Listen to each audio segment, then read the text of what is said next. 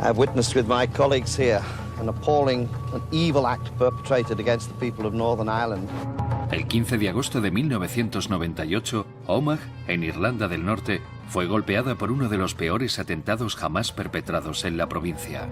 People that I meet on the street every day, called by their first name, as those are the people who've been killed and maimed. Oía gritos y sirenas. Y entonces miré hacia abajo y vi que mi pie ya no estaba ahí. Una bomba de 200 kilos explotó en el mercado de la pequeña población en una bulliciosa tarde de sábado. Tuve que ir a casa a decirles a Patsy, a Sharon y a Kathy que Aidan ya no volvería. 29 personas y 2 niños no nacidos fueron asesinados cuando se dio una alerta errónea. La policía envió a la gente equivocadamente al encuentro de la bomba. Y esperaban más problemas. No sé dónde, pero estallará una bomba en los próximos días. El rechazo contra el IRA fue tan visceral que prácticamente ellos mismos se quitaron de en medio de forma voluntaria. La tragedia de Omagh, cuyo eco sigue retumbando hoy en día, fue uno de los crímenes que conmocionaron Gran Bretaña. La población mercantil de Omagh está a poco más de 1 hora al oeste de Belfast, en Irlanda del Norte. Omagh nunca fue un sitio donde sintieras miedo o donde se apreciaran problemas. Era una pequeña y tranquila población comercial donde todo el mundo parecía llevarse bien. Durante décadas, la gente de Irlanda del Norte ha soportado una era de terror conocida como los problemas. La división de Irlanda del Norte es política y étnica. Durante casi 60 años, el gobierno británico permitió que Irlanda del Norte fuera gobernada por los unionistas, quienes excluyeron de hecho a la minoría nacionalista, católica y republicana, hasta que la situación explotó en 1969. Lo que siguió fue uno de los conflictos más prolongados en la historia del Reino Unido, que afectó a residentes de ambos bandos con un baño incesante de sangre y fuego. Durante 40 años los niños de aquí conocían el sonido de una bomba y algunos podían distinguir entre el de una K-47 y un SA-80 británico. Los nacionalistas querían unirse al resto de Irlanda y ser gobernados como una sola entidad. Los unionistas sentían que un gobierno así les aplastaría y que su única forma de mantenerse como entidad era mediante la unión con Inglaterra. Si esa unión era amenazada, creían que serían aplastados. Sin embargo, sorprendentemente, en la primavera de 1998 se alcanzó un acuerdo político que cambiaría todo. En abril se firmó el acuerdo del Viernes Santo, lo que alivió a mucha gente, porque por fin no teníamos que preocuparnos por las bombas o los disparos. Teníamos paz. Y como padres, eso nos alegraba mucho, no tener que preocuparnos por nuestros hijos cuando estaban fuera. 4 meses después de este histórico acuerdo, Omagh disfrutaba de una tarde de verano. Susan Travis había vuelto de la universidad para pasar las vacaciones. Estábamos perezosas aquella mañana y nos tomamos nuestro tiempo. Aquel día teníamos que ir a la ciudad porque mi madre me iba a acompañar a la agencia para sacar el billete para volver a Liverpool en septiembre. Por alguna razón decidimos ir por la tarde. Hicimos la compra, volvimos a casa y pregunté a mi esposa, ¿se ha levantado ya Aidan? Está arriba cambiándose de ropa para ir a la ciudad a comprar unos vaqueros. Mi hijo mayor, Clive, y yo tocábamos en una banda. El sábado habíamos ido a Glasgow para un festival.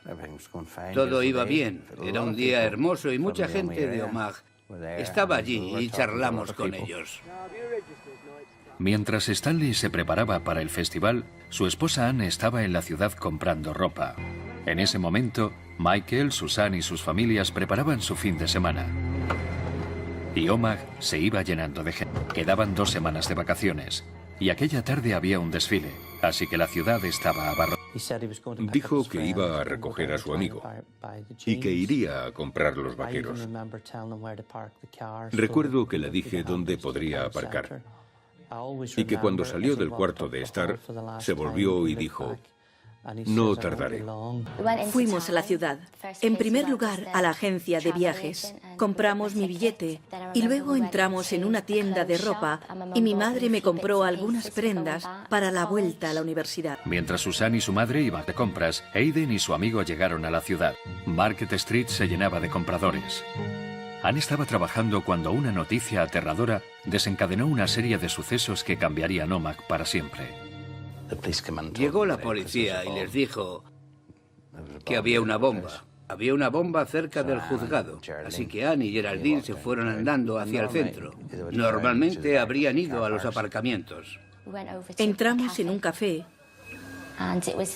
y mientras estábamos almorzando, llegó la policía. Recuerdo que parecían muy asustados y dijeron, tienen que salir, todo el mundo tiene que salir fuera ahora. Hay una bomba en la ciudad. Son las 3 en punto de la tarde. Seguíamos hacia donde iba la gente y la policía nos pidió que fuéramos hacia el fondo de la calle. Pero la gente estaba muy tranquila, no había pánico. Creo que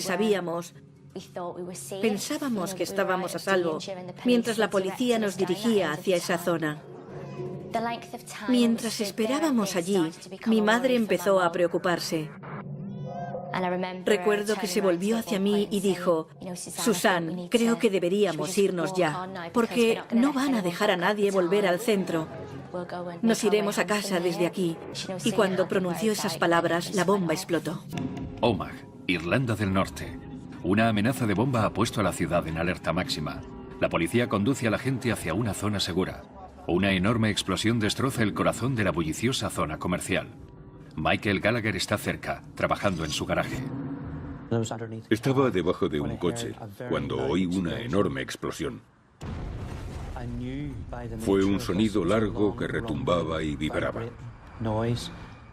Reconocí inmediatamente que se trataba de una bomba, porque lo había oído otras veces. Así que me quedé pensando un momento y decidí que lo mejor era volver a casa. Lo primero que recuerdo es estar completamente cubierta de escombros. Mi primera reacción cuando se produjo la explosión fue quitarme todo el escombro de la cara. Oía gritos, oías las sirenas disparándose y vi a una persona a mi lado que claramente estaba muerta. En ese momento, yo solo quería saber dónde estaba mi madre. Llegué a casa y me encontré a mi esposa que estaba desesperada. Sabían que Aiden estaba en el centro. Les dije que la bomba no debía haber sido en el centro. Si es allí, habrá sido... Me encontré con varias personas que me dijeron, Stanley, ¿sabes que ha habido una explosión en Omak? Y yo, no he oído nada. Vivíamos cerca de la ciudad y poco después oímos un helicóptero y pusimos la tele y decía que se había producido una fuerte explosión en el centro de Omaha y que había víctimas. Yo tomé la decisión de ir al hospital en vez de al centro. Mientras las ambulancias se dirigían a Market Street, Michael comenzó la búsqueda desesperada de su hijo. Cuando llegué a la entrada del hospital, había muchísima gente, principalmente con heridas en la cabeza. Había mucha gente sentada y de pie. No conocía el hospital demasiado, pero fui de habitación en habitación buscando a Aiden. Nadie se esperaba algo así. Además, agosto es un mes de vacaciones y parte de nuestro personal estaba de permiso. Teníamos personal de fin de semana. No había tiempo de activar nada. Las víctimas seguían llegando y la gente las traía en todo tipo de vehículos. No sabía que la zona de quirófanos estaba en la primera planta. Deambulé por allí y era horrible, porque había muy poco personal trabajando en el hospital y muchas víctimas. Miré por todas partes, pero no encontraba a Aiden. Las urgencias del hospital Tyrone County estaban ya abarrotadas de víctimas y de familiares. El personal intentaba afrontar la magnitud del desastre que se estaba produciendo. Había muchas heridas de metralla del coche bomba. Muchas personas tenían fracturas múltiples. Había gente con quemaduras graves, con importantes heridas oculares y muchas con amputaciones. Mientras tanto, en Market Street, la magnitud de la explosión se iba conociendo lentamente. La bomba de 200 kilos había explotado en un vehículo aparcado en la calle más bulliciosa de la ciudad, la zona a la que todos habían sido evacuados. Veía a mi madre a lo lejos y pensé, tengo que llegar hasta ella. Así que mi reacción fue intentar levantarme del suelo, pero no tenía fuerzas. Y entonces fue cuando miré hacia abajo y vi que mi pie ya no estaba ahí. Y no había sentido nada. Susan estaba cerca de la detonación y fue herida gravemente. Fue rescatada de entre los escombros. Sabía que estaba perdiendo mucha sangre. Pensé, no quiero morir. Voy a morir. Se acabó. Solo quería quedarme dormida. Pero entonces llegaron los médicos y me metieron en el quirófano a toda prisa. Los médicos examinan el alcance de las heridas de Susan, pero ella sigue sin saber qué ha sido de su madre. Sin éxito en el hospital, Michael Gallagher decide reconstruir los pasos de Aiden. Entonces fui al sitio donde le había recomendado aparcar. Se trataba de un sitio que vi problemático, porque en el aparcamiento solo había 2 coches, y uno de ellos era el de Aiden. Yo sabía que si Aiden hubiera podido andar o llamar, se habría puesto en contacto con nosotros. En el momento en que comprendí eso, casi me desmayé. A medida que aumenta la desesperación de Michael, Stanley y su hijo estaban a casi 300 kilómetros en Escocia, intentando hablar con sus familiares en Omagh. No pensé ni por un momento que Anne podía estar en el centro de la ciudad. Me preocupaba porque entre las víctimas tenía que haber gente que yo conociera. Un hombre se me acercó y dijo, no quiero alarmarte, pero creo que puede ser tu hermana, Rosemary. Puede que esté muerta o herida. Volvimos al hospital y en una de las salas encontramos al amigo de Aiden, Michael, con quemaduras muy graves. Le pregunté dónde estaba Aiden y me dijo que lo último que recordaba es que los dos iban andando por la calle bromeando y diciendo, «Tenemos que irnos de aquí». Y dijo que entonces fue como si el escaparate de la tienda explotara y fue lanzado por los aires. Eso era lo último que recordaba. A medida que caía la tarde se intensificaron los esfuerzos por encontrar a los culpables. Y el jefe de policía de Ulster, Ronald Flanagan, anunció pública y terminantemente que la autoría correspondía a un grupo concreto. I was there that day, and I want nothing more than to bring to justice those who committed this terrible crime. The sadness is, of course, we know who committed this crime. Se recibieron 3 avisos antes de la explosión, en la televisión, la policía y emergencias. Pero cada llamada llevaba a la confusión. Mencionaron el juzgado en 2 de las llamadas. No eran llamadas claras. De hecho, eran engañosas.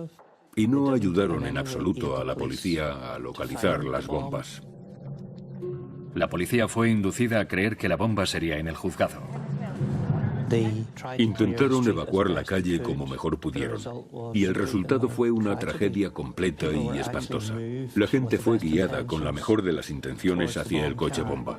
Mientras la gente intentaba asimilar lo ocurrido y encontrar a sus familiares, horas después de la explosión, muchos familiares seguían sin noticias definitivas. Todo el mundo estaba preocupado. Alguien dijo, tu hermana no está muerta, está herida. Ha sido alcanzada por la bomba. Mi hermano me llamó y me dijo que Anne estaba desaparecida. Era imposible que Anne dejara de comunicarnos que se encontraba bien. Así que me desmoroné y no podía pensar con claridad. Anne Macomb estaba desaparecida después de haber sido evacuada de su lugar de trabajo. Mientras Stanley asimilaba la noticia, el personal del hospital Tyrone County tomaba medidas para tratar a la ingente cantidad de víctimas. Llegó personal sanitario de toda Irlanda del Norte. Todos los que se encontraban en la zona acudieron. Se intentó aliviar la presión sobre el personal del hospital porque estaban abrumados. Se abrió el centro de ocio para acomodar a los familiares, para redirigir a todo el mundo. Había muchísima gente allí. Hablé con un policía y le dije, hemos oído hablar de víctimas, porque llegaban listas de personas trasladadas a distintos hospitales. Sin duda deben tener noticias sobre víctimas mortales. Eran alrededor de las 7. Clive estaba conmigo cuando recibí las llamadas. Habían identificado a Anne en la morgue. Clive lo supo y no tuve que decir nada. Ahora lo veo. Fue el peor momento de mi vida. El peor.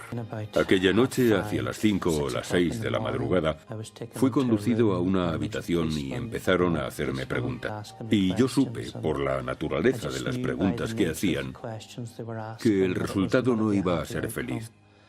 Al final de ese proceso dijeron: tenemos a alguien que se ajusta a esa descripción y vamos a pedirle que vaya al depósito provisional. Tuve que volver a casa y decirles a Patsy, a Sharon y a Kathy que Aiden no volvería a casa. Ni siquiera pude pronunciar las palabras.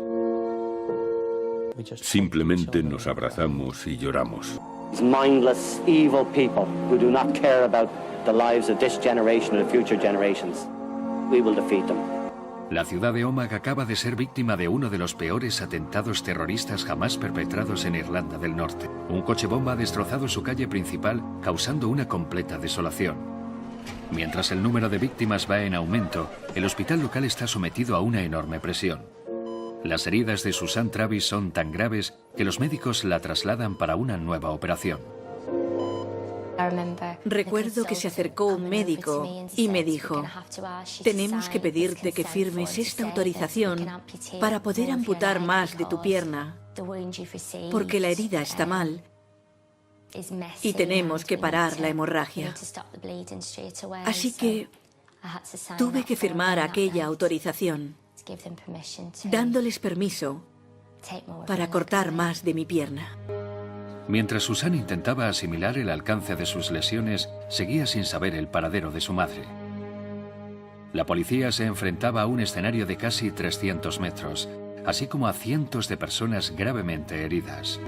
El periodo de oro es todo lo que ocurre entre un incidente y las 48 horas siguientes. El periodo crucial para la identificación de las personas que habían realizado el atentado se había esfumado. Dónde habían abandonado los vehículos, la investigación del lugar y la localización de dónde pudo ensamblarse la bomba, la evaluación de las pruebas forenses que podía haber sobre las propias personas o sobre su ropa se perdió o fue destruida, así como los teléfonos o cualquier otro material que pudiera haber allí y que pudo haber ayudado a la investigación. Al tiempo que los servicios de emergencia comenzaban el lento y doloroso despeje de la zona, líderes de todo el mundo entero declaraban la guerra al terrorismo. Two governments will work together and will do everything that is possible within their power to hunt down those that have been responsible for this outrage. En los momentos posteriores al atentado de Omagh, tanto el gobierno británico como el irlandés Blair y Hare se mostraron horrorizados. These evil people, these mindless people who do not care about the lives of this generation or the future generations, and that we will defeat them. Creían que tal vez el IRA había conseguido amedrentar a los unionistas y decían: ¿cómo pueden hablar con esa gente? Son los que han hecho explotar la bomba. Las cosas no han cambiado en absoluto. No hay ninguna diferencia. Así que ambos gobiernos colaboraron para calmar los temores unionistas. Tiraron de todos los hilos y trajeron a Bill y Hillary Clinton. Visitaron la escena. Hablaron con la gente. Tony Blair y Bertie Hare fueron a Omagh y se pasearon hablando con la gente diciendo: ha sido algo excepcional. Nos dijeron que no dejarían piedra por remover para encontrar a los responsables y llevarlos ante la justicia. Con las continuas declaraciones, las familias de las víctimas se consolaron en parte con las promesas realizadas por los líderes políticos. Había sido un grupo que se oponía al acuerdo del Viernes Santo y fue un acto de locura para llamar la atención a su desacuerdo con la marcha de las cosas. 72 horas después del ataque, el IRA auténtico asumió la responsabilidad. Al final, la repulsa hacia el IRA fue tan visceral que prácticamente abandonaron la violencia de forma voluntaria. Poco después anunciaron un alto el fuego porque sabían que no tenían apoyo. Sabían que si alguien conseguía ponerles la mano encima, los destrozarían por las terribles escenas de la carnicería transmitidas al mundo entero. This was the deadliest terrorist attack. Northern Ireland is in a state of shock this morning. El atentado se convirtió rápidamente en noticia mundial y las muestras de condolencias se sucedían mientras los residentes de Omagh intentaban reconstruir su ciudad. Para Susan continuó el tormento. Estaba en cuidados intensivos y recuerdo que le dije a papá: ¿y mamá? ¿Qué ha sido de mamá? Me dijo que también había sido operada, que tenía una herida grave en la pierna y en el brazo. Le habían operado ambos miembros y tenía un ojo muy mal. Y entonces me dijo que no se había despertado de la operación.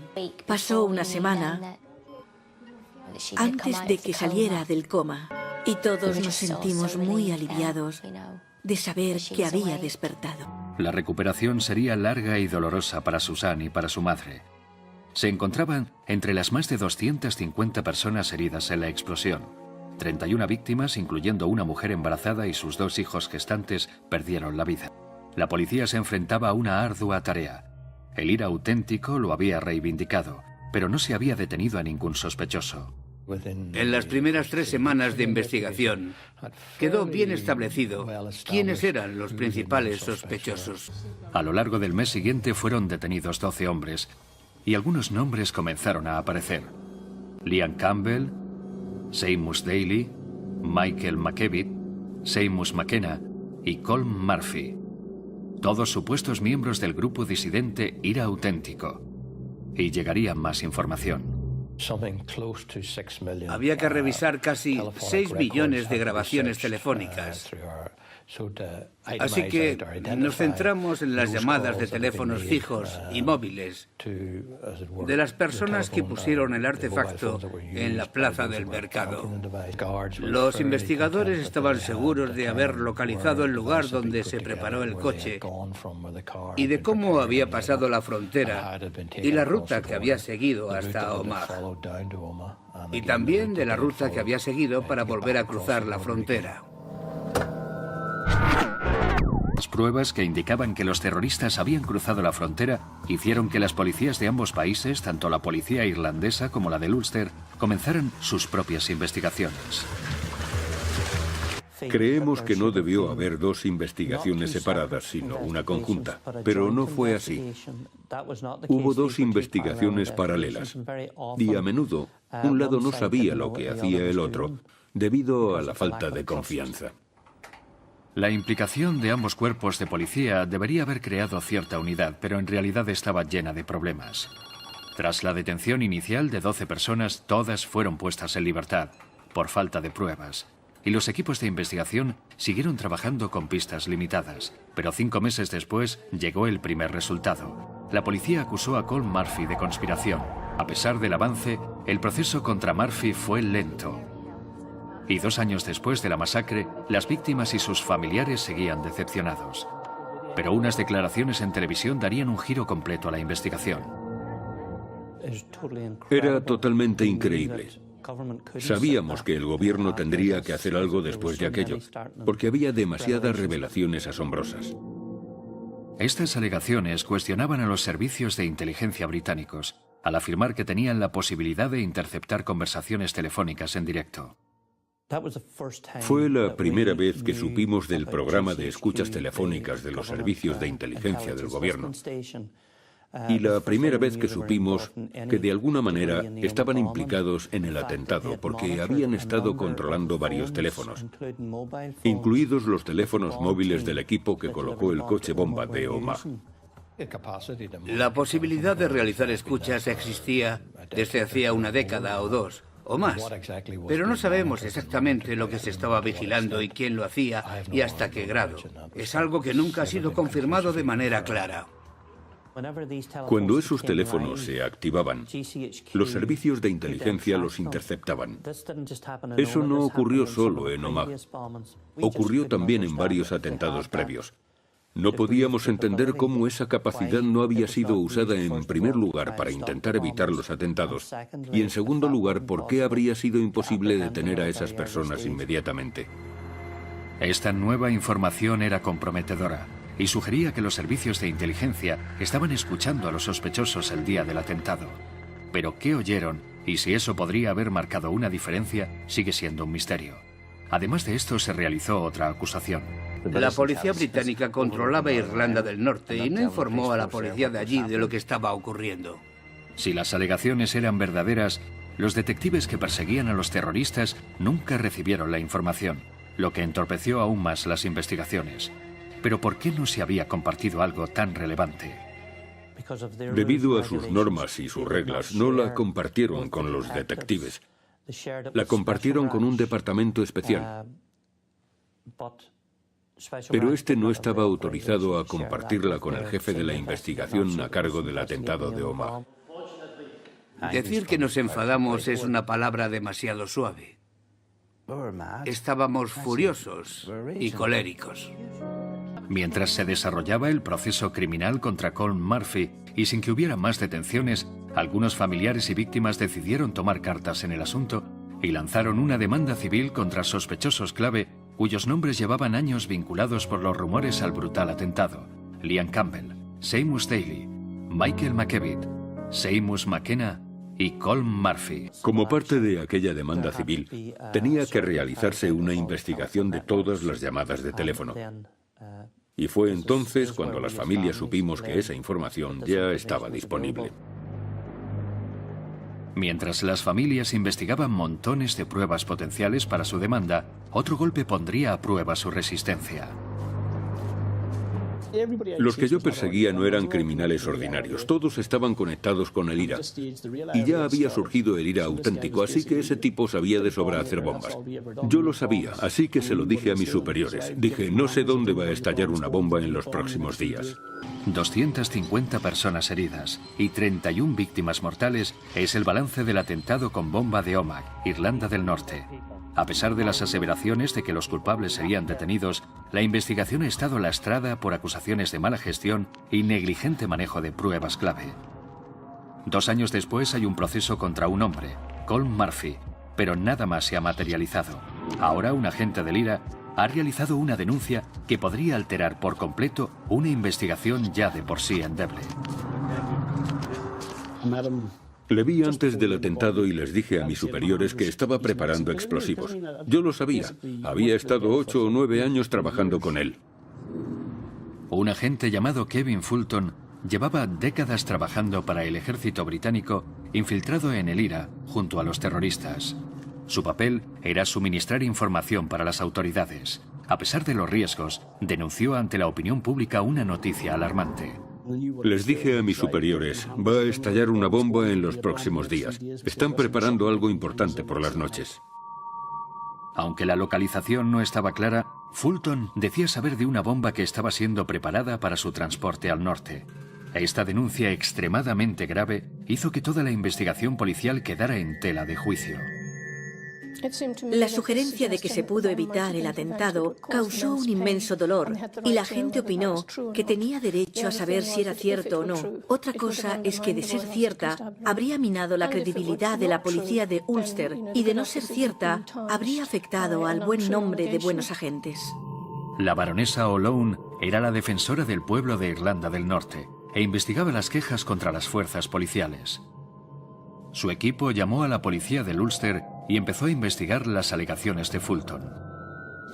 El jefe de policía me prometió plena colaboración, pero la realidad es que aunque algunos agentes cooperaban, otros no cooperaban en materias de inteligencia, que es un área muy sensible.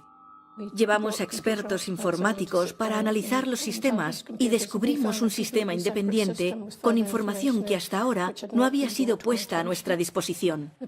La propia policía había empezado una revisión de la investigación del atentado.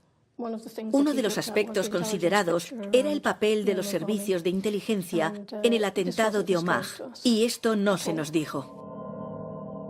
Al investigar la implicación de los servicios de inteligencia, se llegó a una información de lo más comprometedora.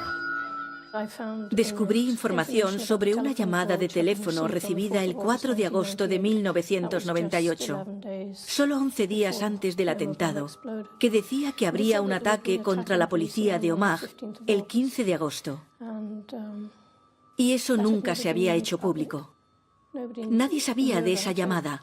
Era una conversación larga y detallada y daba nombres y lugares y hablaba de un ataque con armas. Las pruebas de este aviso telefónico eran difíciles de entender al margen de las alegaciones de Fulton. La defensora del pueblo pidió explicaciones de por qué no se había actuado antes ante esa información. El agente que recibió la llamada de teléfono el 4 de agosto actuó correctamente. Transmitió inmediatamente el contenido de la llamada a operaciones especiales. El jefe de la subdivisión no sabía que se había recibido una amenaza a la policía de su distrito. Hoy sigo sin saber por qué no tomaron medidas al respecto. A medida que progresaba la investigación, los actos de algunos agentes se hicieron más confusos. Una característica común comenzaba a emerger. La información no se compartía. Un agente nos dijo que de haber tenido la información, no habría hecho nada de una manera diferente. Pero antes había indicado que habría puesto controles en las pocas carreteras que dan acceso a Omagh. Había obligación de informar al jefe de distrito de una amenaza en su zona y había un libro en la comisaría donde se registraban, pero el libro había desaparecido y nunca fue encontrado. La defensora del pueblo descubrió que algunas de las fuerzas de operaciones especiales se negaban a colaborar. Trabajaban juntos, pero no compartían todo. Lo dice el informe de la defensora del pueblo, pero la realidad es 2 veces peor que el informe. Examinamos unas 300 informaciones clave que habrían sido relevantes para la investigación y descubrimos que el 78% no había sido transmitida a los investigadores. Creo que Omagh dejó claro a ambos lados de la frontera que los acuerdos informales en el seno de la policía resultaban completamente insuficientes. Hubo agentes que cooperaron al máximo contándonos todo lo que sabían y otros nos dijeron, sabíamos que operaciones especiales tenía información, pero no nos la daban. La investigación estaba entorpecida. Había que formalizar la legislación y adoptar procedimientos en la policía orientados a intercambiar información. Había que armonizar las comunicaciones. Recomendamos el nombramiento de un agente investigador y la instrucción de una nueva investigación. El resultado fue que estos descubrimientos alimentaron una revisión de la forma en la que se manejó el crimen. Y nuevas pruebas confirmarían las acusaciones realizadas por el exinformador del IRA Kevin Fulton. Afortunadamente, mi superior hizo todo según las normas. Sabía que el atentado tendría lugar antes de 3 días, porque siempre se usan los explosivos en 3 días para que estén frescos. La sola información de Kevin Fulton no habría evitado el atentado, pero combinaba con el resto de las informaciones que tenían los servicios de inteligencia. Se demostró que yo transmití la información correctamente. Lo que descubrió la defensora del pueblo respalda mi credibilidad y demuestra que yo decía la verdad. Una vez terminado el comprometedor informe, Nuala O'Lone tuvo la difícil tarea de informar a las víctimas y familiares de sus hallazgos. Nos habían asegurado que se haría todo lo posible. La verdad es que lo que ocurrió fue todo lo contrario. Fue lo más difícil que he tenido que hacer en mi carrera profesional. Los resultados eran muy malos, las cuestiones planteadas terribles, y tenía que transmitirlas a cientos de víctimas heridas y traumatizadas, y a sus familiares. Lo triste es que la inmensa mayoría de la gente nunca llegó a ver este material. Solo veía los titulares en el periódico. El informe de la defensora del pueblo provocó una controversia en el Reino Unido, así como en la República de Irlanda. Tras recibir 6 recomendaciones, la respuesta del jefe de policía Ronald Flanagan fue extraordinaria. As a result of a rigorous, fair investigation, I would not only resign, I would go and publicly commit suicide. Lo negó todo con cinismo. Fue un periodo muy difícil para las familias. La defensora decía una cosa y el jefe de policía otra distinta. Pero al final las familias comprendieron que la investigación policial había fracasado. Como la investigación original dejaba tantas preguntas sin resolver, la confianza en conseguir una condena criminal estaba por los suelos. Pero al mes siguiente llegó la primera victoria. Se dictó sentencia.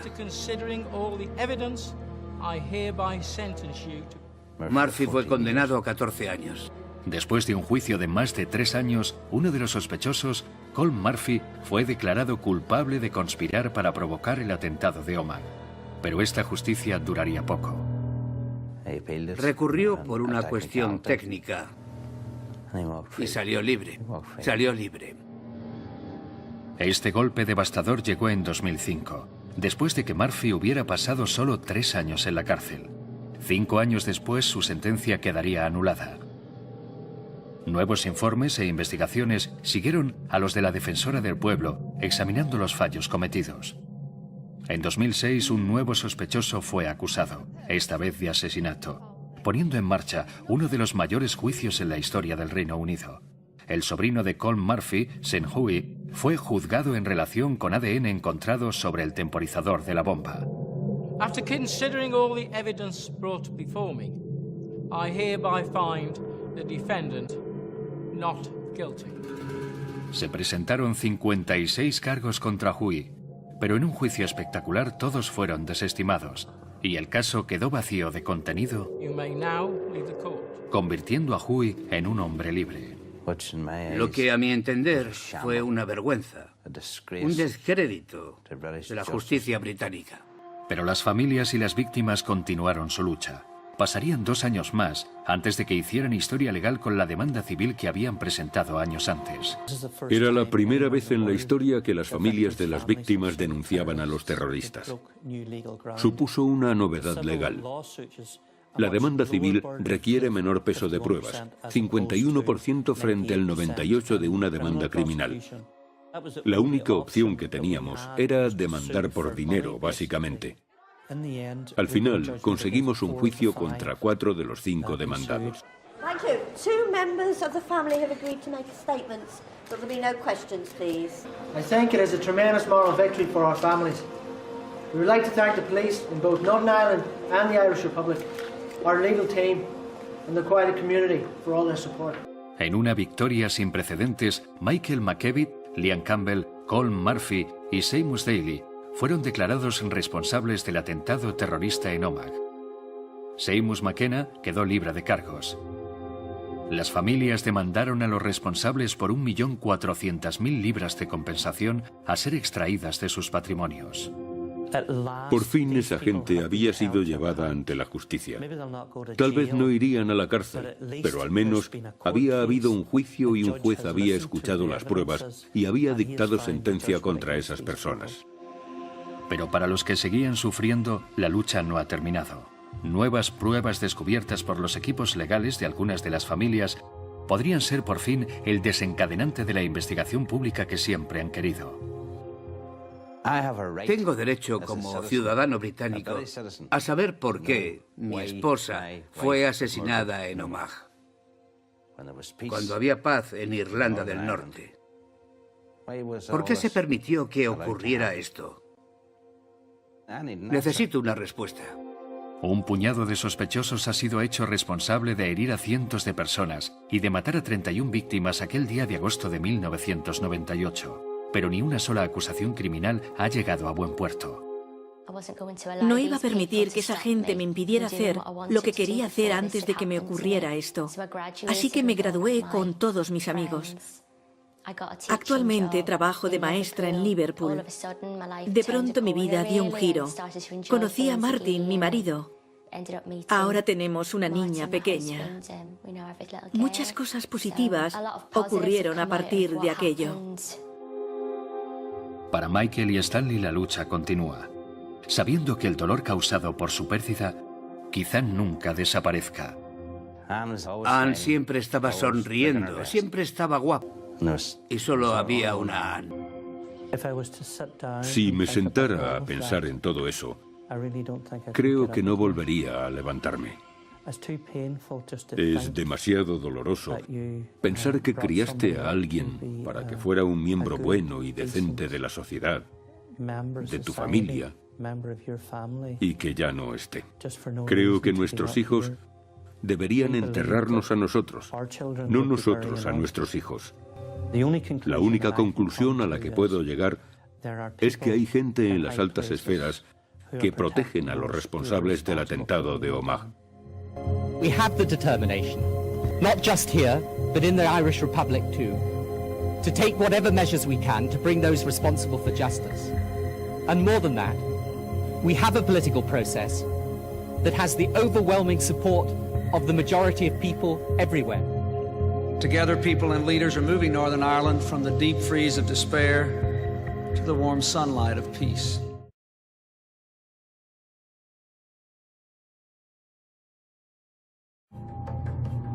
I've witnessed with my colleagues here an appalling and evil act perpetrated against the people of Northern Ireland.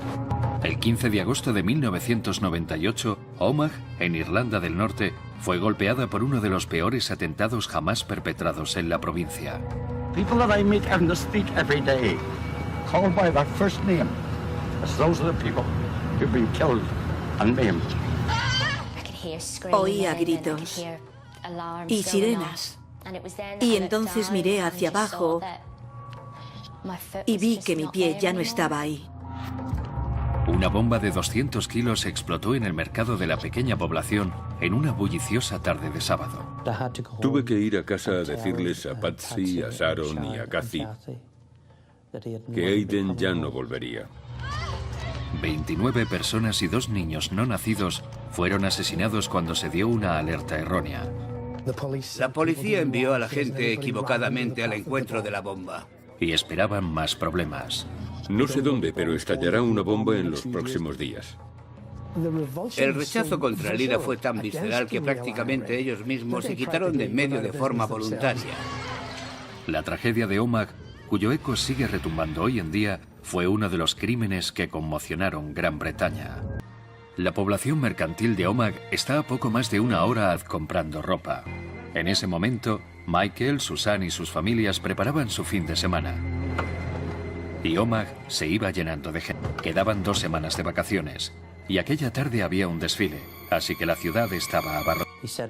Dijo que iba a recoger a su amigo y que iría a comprar los vaqueros. Recuerdo que le dije dónde podría aparcar. Y que cuando salió del cuarto de estar, se volvió y dijo: no tardaré. Fuimos a la ciudad. En primer lugar, a la agencia de viajes. Compramos mi billete y luego entramos en una tienda de ropa y mi madre me compró algunas prendas para la vuelta a la universidad. Mientras Susan y su madre iban de compras, Aidan y su amigo llegaron a la ciudad. Market Street se llenaba de compradores.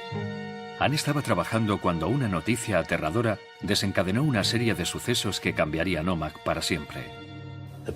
Llegó la policía y les dijo que había una bomba. Había una bomba cerca del juzgado, así que Anne y Geraldine se fueron andando hacia el centro. Normalmente habrían ido a los aparcamientos. Entramos en un café y mientras estábamos almorzando, llegó la policía. Recuerdo que parecían muy asustados y dijeron: tienen que salir, todo el mundo tiene que salir fuera ahora. Hay una bomba en la ciudad. Son las 3 en punto de la tarde. Seguíamos hacia donde iba la gente y la policía nos pidió que fuéramos hacia el fondo de la calle. Pero la gente estaba muy tranquila, no había pánico.